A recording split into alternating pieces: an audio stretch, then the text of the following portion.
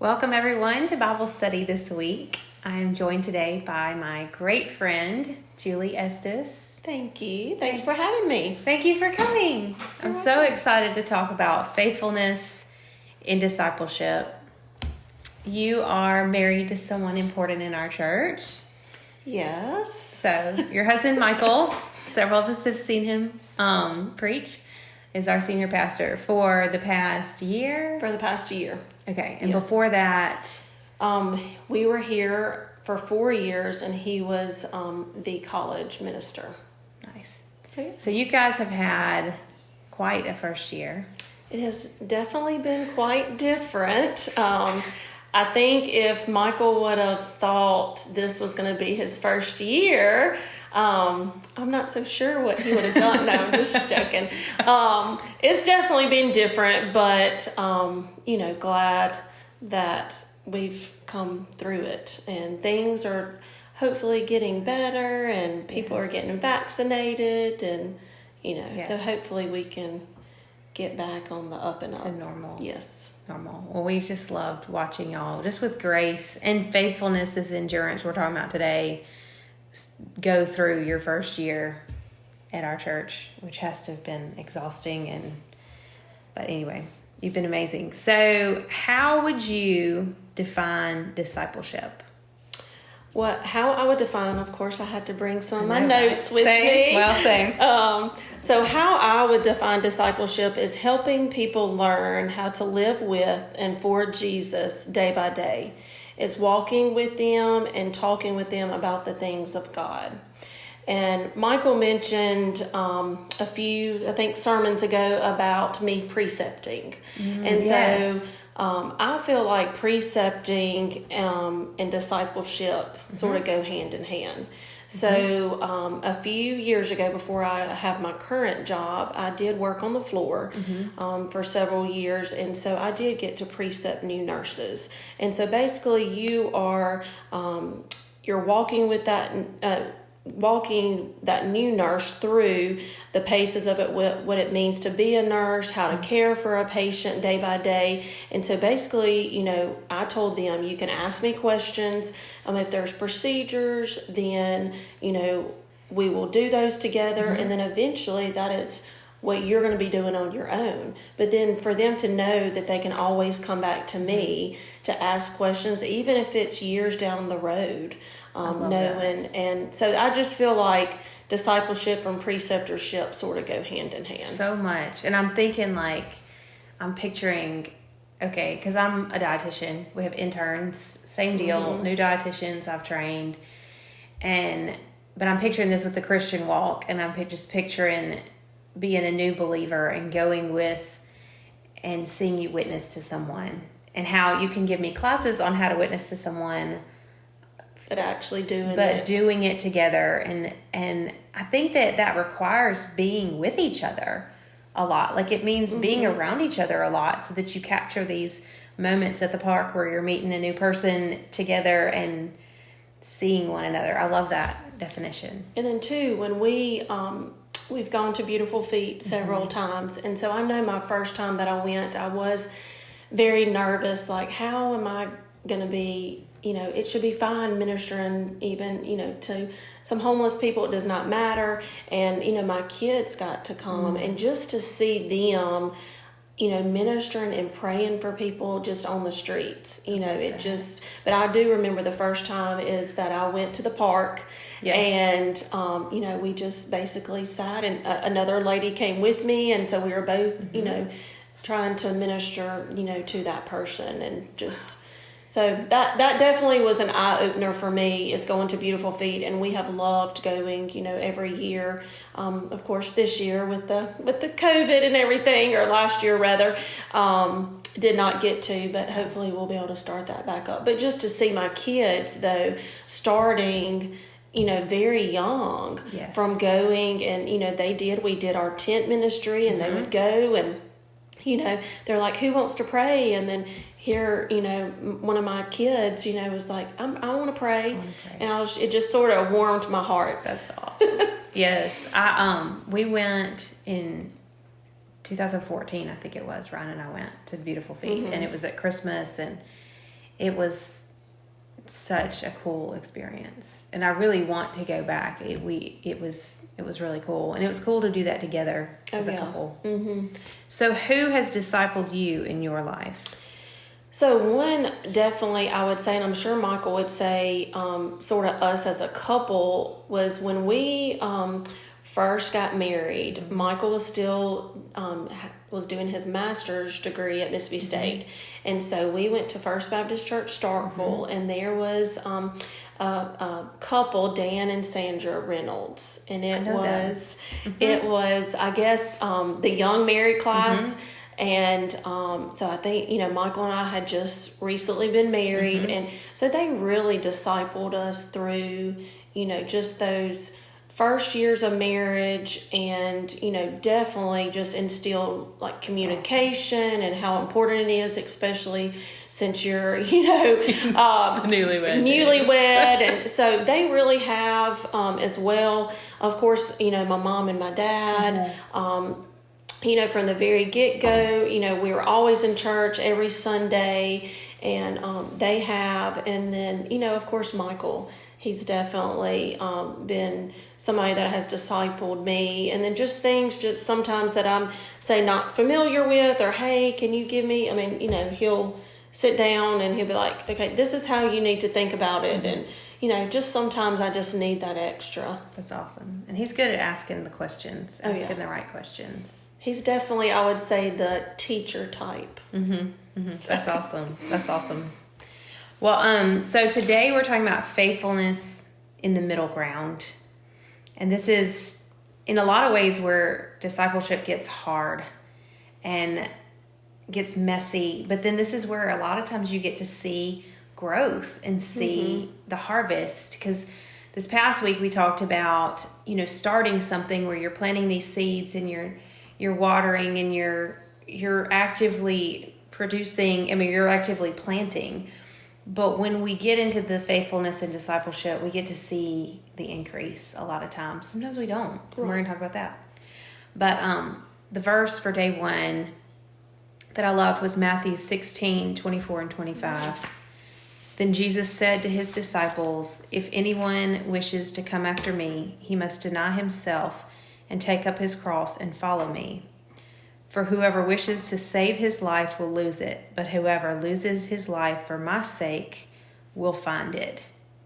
And that is a hefty verse to start off faithfulness and discipleship, but it's so true. And Stacey O'Neill talked about this a couple weeks ago, of just how important sacrifice is when it comes to discipleship. And I think this is the period where the exciting, fun, new has sort of begun to die down, but this is the point at which you dig in and you get to see results. So the quote I loved was, anytime you're in a close relationship with someone where you're putting your brokenness on the table and you're being real and you're sharing who you really are, and you're not putting on the mask of this is the pretty self that I present to the world, you're letting people see your pain and your rough edges. You're opening yourself up to rubbing against people and cutting and hurting and pain.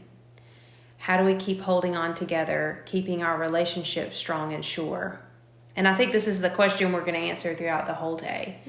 But I was reminded of this picture, doing this day of the study, this picture of iron sharpening iron. And that this is where I think the sharpening really happens. But that knife doesn't get sharper if you don't go against that grain, right? Okay, so faithfulness is the middle ground of discipleship. When we've been at it for a while, we might be getting tired. Our nets become battered and tattered.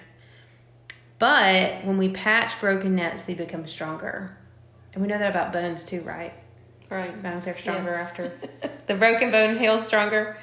Definitely. Two healthcare people sitting here will pull all those analogies out. But doing life together is beautifully messy. And we know our example is Jesus. Right. I was thinking through the rough spots that Jesus had with his followers and his disciples. Peter. What other ones can you think of? Even like Nicodemus coming in the middle of the night, that's exhausting, you know. Jesus had a lot of different, and the Lord has been so gracious to myself too, of the rough spots, and he was faithful, and that's how we want to be. 1 Corinthians 15:58. I didn't pre-mark this one. I feel like I'm in Bible drills when I'm trying to like record and find verses. I'm trying to find the verse all the time. Therefore, my beloved brethren, be steadfast, immovable, always abounding in the work of the Lord, knowing that your toil is not in vain in the Lord. So what does faithfulness in discipleship require of us? So I think, of course, trust. Like, I feel like that's a very important part. And trust needs to be earned over time. You know, for somebody that you're going to disciple, just don't think right away that they're going to trust you like automatically. You know, it's going to be over time, and you know, it might not be, say, if you disciple this person for say 6 months, a year, or even longer, it might be, you know, that long before, you know, they really trust you. But I feel like trust is, and I do feel like consistency is also important. You need to know that the other person will be there, and you need to be willing to be there for them as well. I mean, I've even seen in myself, I've become more aware of how much I don't tell people, and that our trust has to be earned. Like, I don't think I even realized a year or two ago how locked down some of my feelings, thoughts, my emotions were, and I think a lot of us are like that. Oh, yeah. And I think that especially if we've been hurt in the church, we have to be super sensitive to those we disciple, of realizing it's going to take a lot of time. I feel like a lot of times we start something and then we get frustrated because we're not getting that super big rapport quickly. And I think that's where faithfulness comes in. Oh, yeah, like definitely. you mentioned. And with 1 Corinthians, the 15:58, I feel like even when it's hard and difficult work, God uses it for His glory and for our good. So like you said before, we might not see it right away. Michael, of course, you know, before this, he was a teacher. And even before that, we actually lived in North Carolina. And so he, when he was going to seminary, he also taught at a little small Christian school. And so, of course, it was a lot of smaller classes. And I remember one class, and he would, he came and told me, after the fact, that this, one girl asked him after class, hey, I've really got to ask you some questions. And, I'm talking about, it was after Michael left. And I want to say it was like maybe even a year or 2 years later, she actually reached back out to Michael, like on Facebook, and said, hey, you might not have remembered this, but you had an impact. So it might not be right away that we actually get it, or you might not ever know. Right. Or just like you might just have to be planting that seed in, and then, you might find out later on, or that it grew.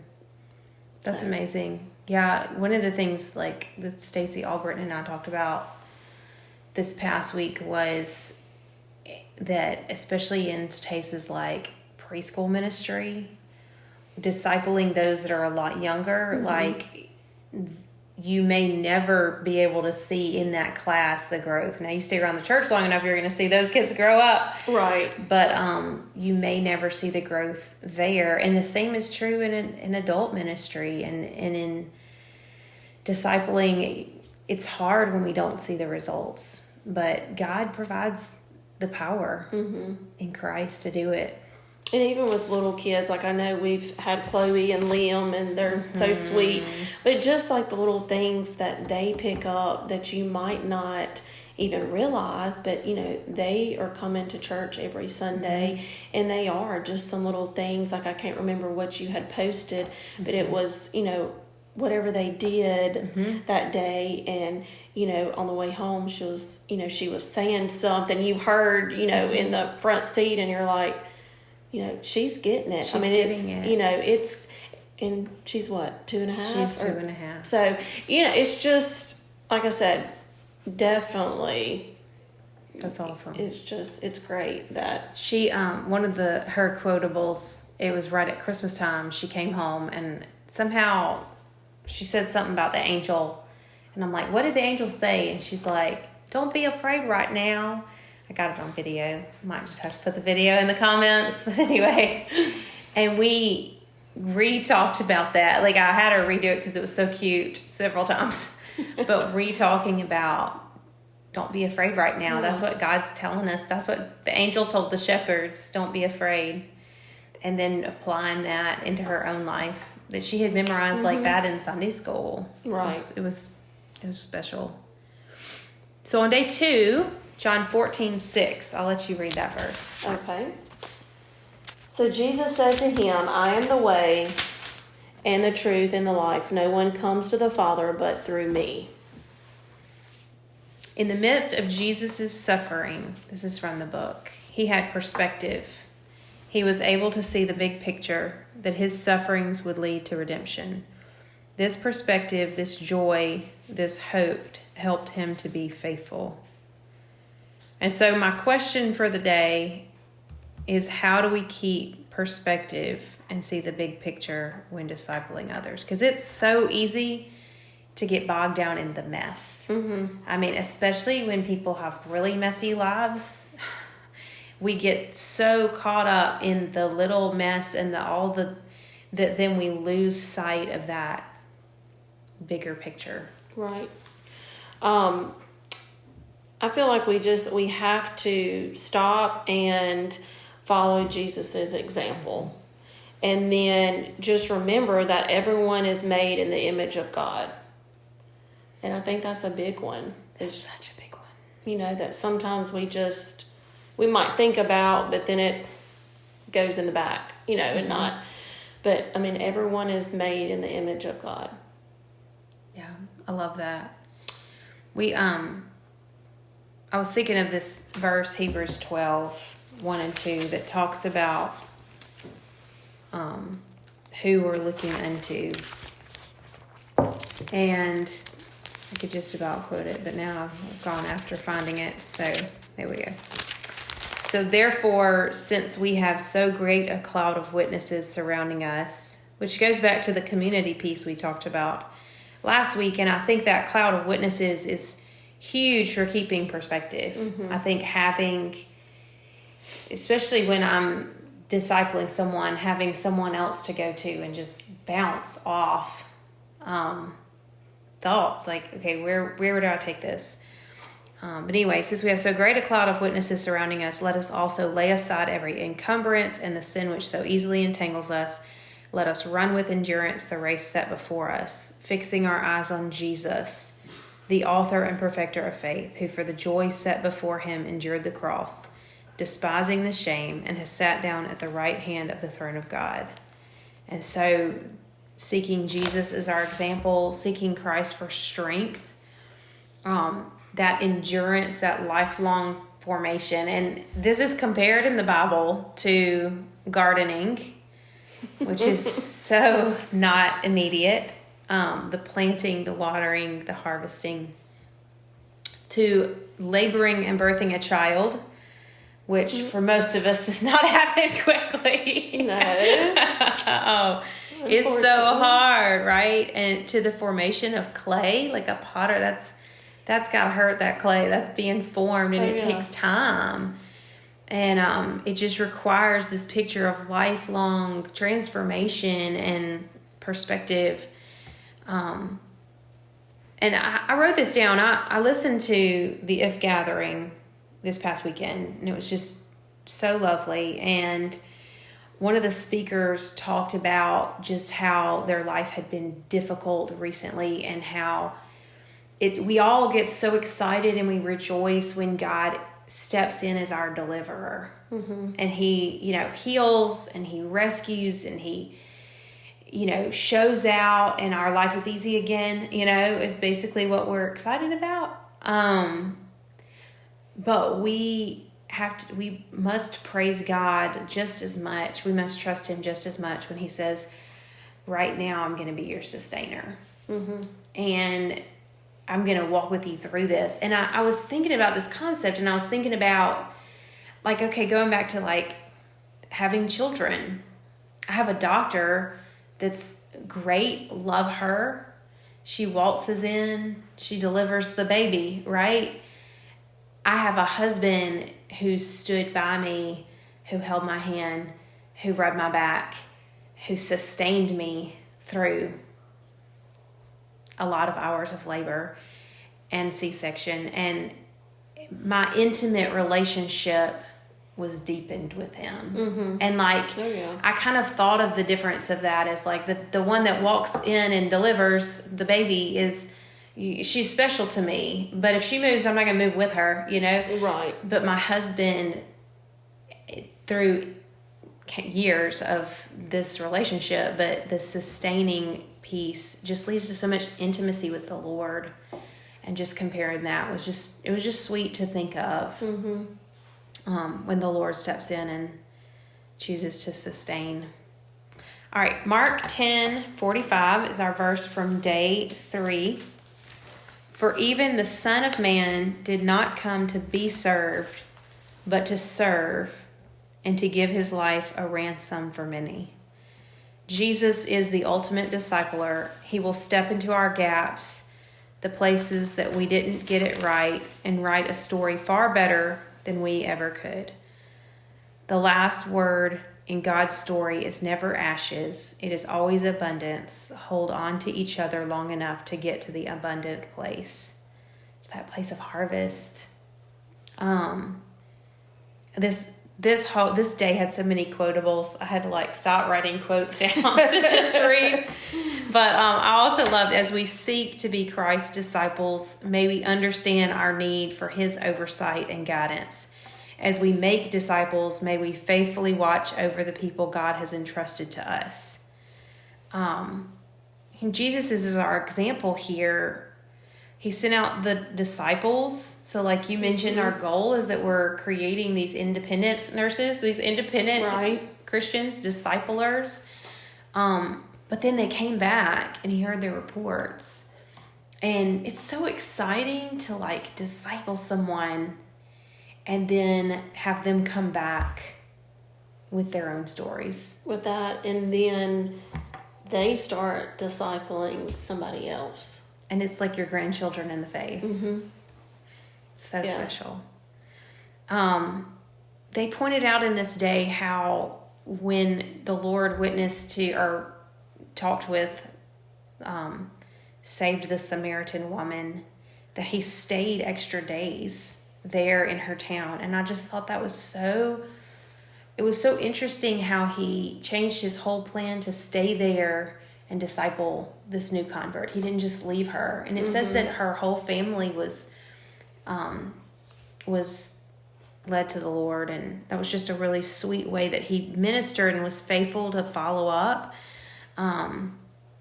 What are ways we can serve those we disciple? Going back real quick to what you were talking about just a second ago, another example I feel like of faithfulness and discipleship can be seen in Paul's relationship with Timothy. Yes. As well. I meant to say that a second ago. Yes. He mentored Timothy throughout his life and was faithful to the point even of his death and sharing the love for Jesus. Paul writes Timothy letters right before he ends up being executed because he wanted to share these things with him. I love that. And that he wrote some long book. He wrote 2 books to Timothy. Right. That's some commitment. I love that. And love for him. Paul is such a good example of those that he ministered to, because I think of also his friends, his tent making friends, Priscilla and Aquila, right? Mm-hmm. And how they lived and worked together and had to have rubbed and strengthened one another in that. That's cool. So what are ways we can serve those we disciple, or ways Jesus served that we can follow? So, of course, one that I remember is just Jesus washes the feet of his disciples. And one thing that I remember about from that is I went with Mark Brazier. It was some of the church at Ridgecrest, and then we met with another church in the Jackson area. And anyways, we went to Nicaragua. So it was more of our medical missions, and my first time ever to go on a medical missions. And so I was nervous, but I was excited. Just that excited feeling that you get. And anyways, and we went there, and of course I was going as a nurse, but then we had doctors and we had pharmacists, and we had guys that came and they cooked for us, and just all different kinds of things. Well, there's this one lady, Sabrina, and she felt God calling her to go. But she was not a nurse. She was not a pharmacist. She was not a doctor. And she was like, she just went. And, what we did was everybody had to listen to the message. And then after they listened to the message, then they waited in the line, and they came and saw us first. And then, we diagnosed them, or, some just needed blood pressure medicines, different things. And so then they went to the pharmacy. And then after that, we had a little kids little club as well, because a lot of the kids came. And anyway, Sabrina, I just remember one day looking over to her, and what she did, she loved painting nails. And like toenails and, fingernails. And so what she did, she had a basin and she was washing their feet.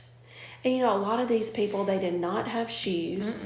So, their feet were worn and tattered and grimy and just all the kinds of things that you can think of. And she did not care. And I'm talking about that when I looked over there at her, I probably had tears running down my eyes, because I was just like, she's doing a lot more than what I'm doing. Because this is really serving people. It's just serving. And, she said, well, that's what I felt like that I could do. And so she was washing, and then she painted, their toenails. And they were just so appreciative of that. That's amazing.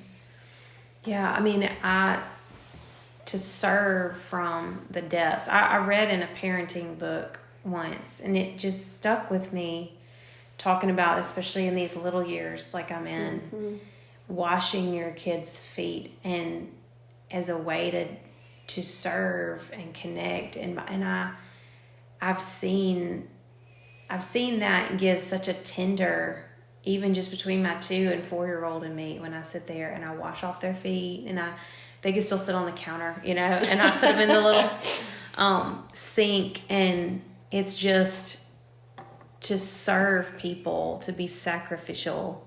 And Christ was, he was sacrificial to death, but in his life, he was sacrificial. He gave his entire life to love people and to serve people.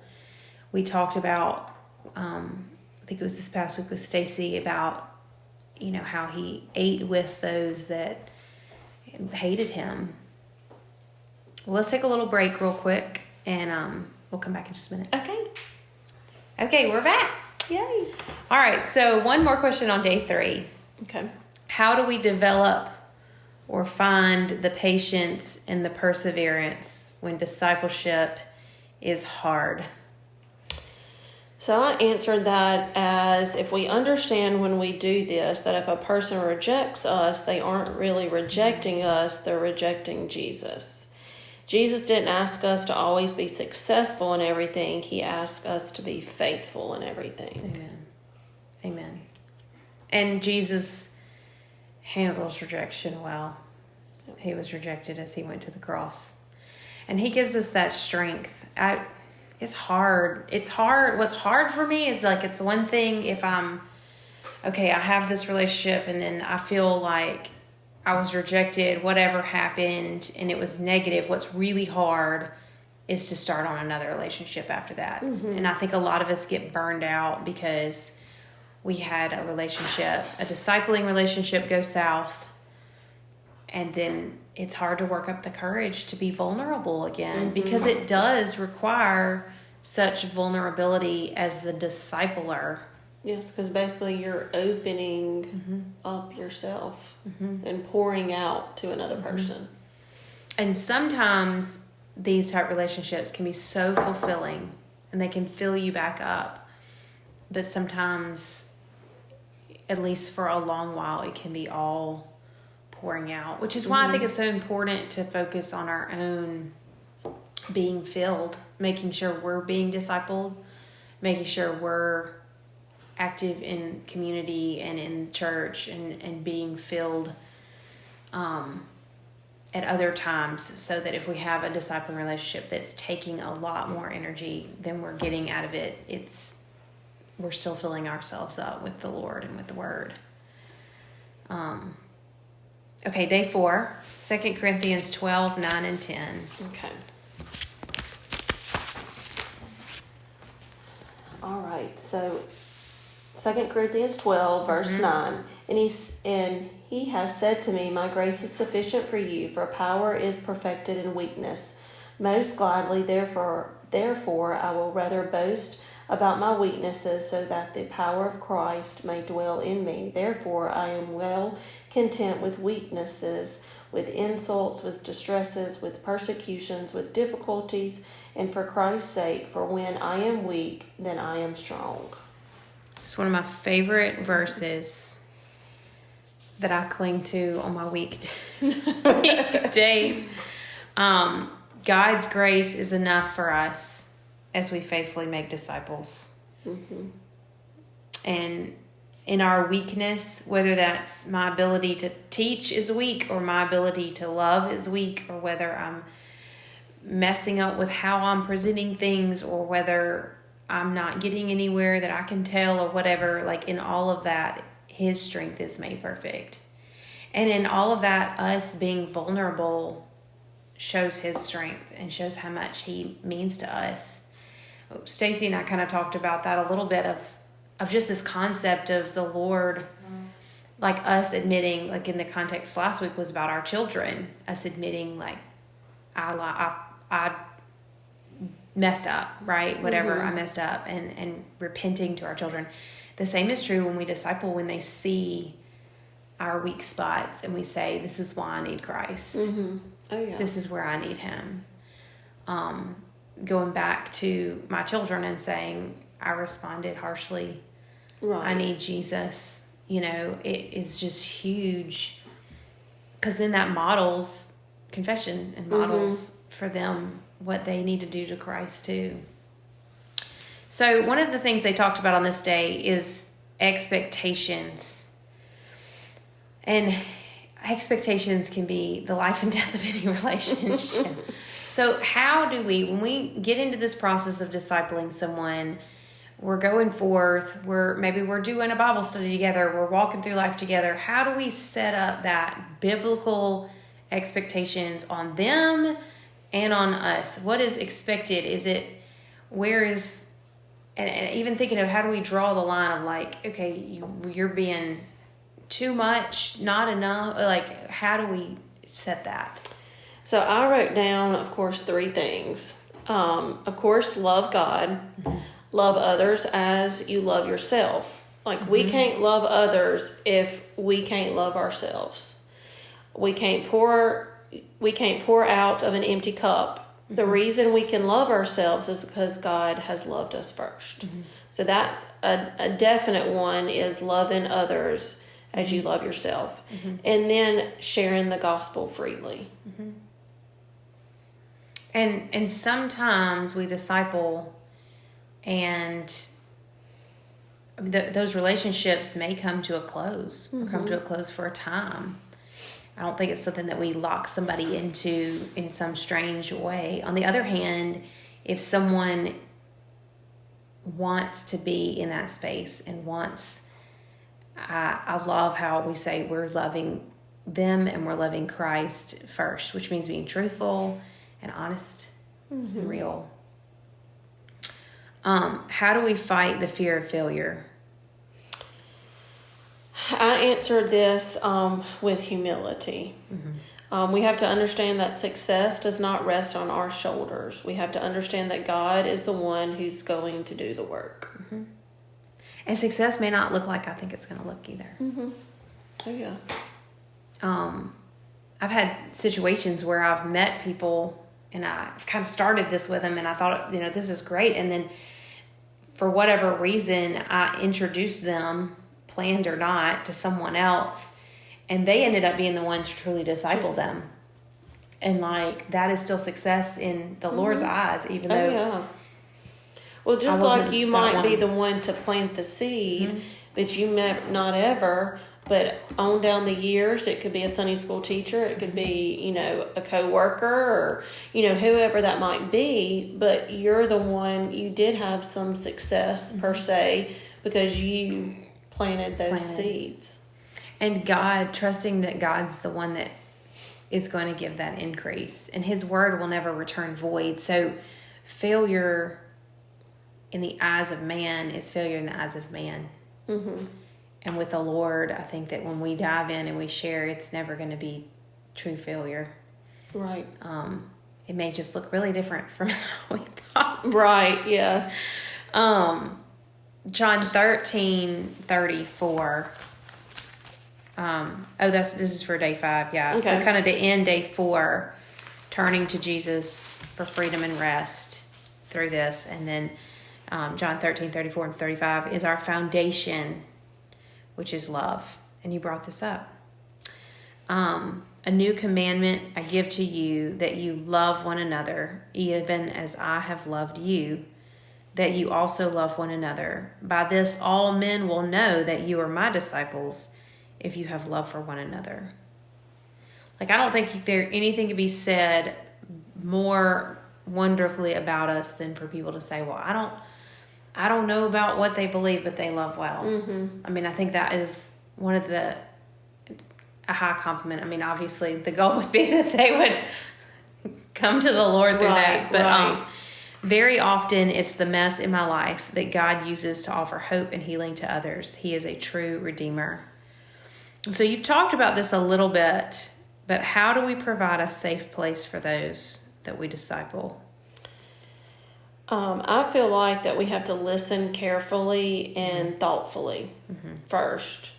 We don't have to give our opinions or advice unless the person really wants it. We could, but, just we don't have to unless that they really want it. And then give people reasons to trust us by protecting what they share. So, if they tell us something real deep and dark, it's not like, oh, Ellen, guess what? Guess who just talked to me? Guess what we know? Just definitely not trying, to do that. Is going back to that, the whole trust factor and, just listening carefully, thoroughly, thoughtfully, to them. I've realized in my life that I don't trust people that gossip to me about other people. It may be fun to listen in because it's really fun to have all this information. I'm not saying that's right. I think that's really wrong, but I'm not going to go back and tell that person my deep secrets and fears because it's not guarded. And so being transparent about ourselves and yet guarding the trust of others, I think is so important and so loving when someone trusts us with that kind of information, with something personal. Right. I loved this quote at the end of day 5. Jesus has taken my mess and made it into his masterpiece. Or maybe is making the better. I do like that quote. And just this picture. I just think back to our pictures of discipleship, planting a garden, and you have dirt. You poke the seeds in the ground and it's just brown dirt. And then months later, you have this beautiful flowers or delicious produce or whatever it is that grows, or laboring to have a child. And I mean, I've got some lovely photos of myself hours into labor or in C-section, but then, you know, every mom's picture with her new baby is just beaming and gorgeous, you know. Formation of clay, this dirt and this blob of clay that then turns into a beautiful artwork that is just lovely. And that's the picture of discipleship, that it may be really messy along the way as we pull weeds, but God's going to turn it into a beautiful masterpiece. Did you have anything else that you wanted to share that I didn't? I think, no, I sort of went through, and I think I've enjoyed it. Thanks for having me. This is great. I'm going to close us out in prayer. Okay.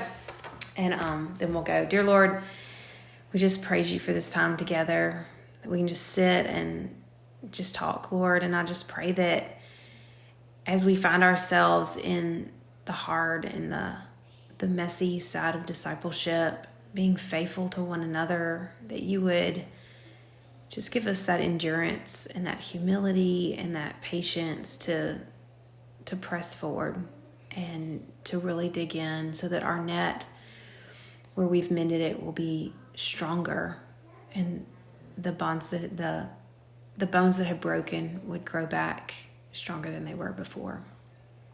I thank you for Julie and Michael and how much they mean to our church and to each of us, Lord. And please bless each woman who's listening to this. In your name, amen. Amen.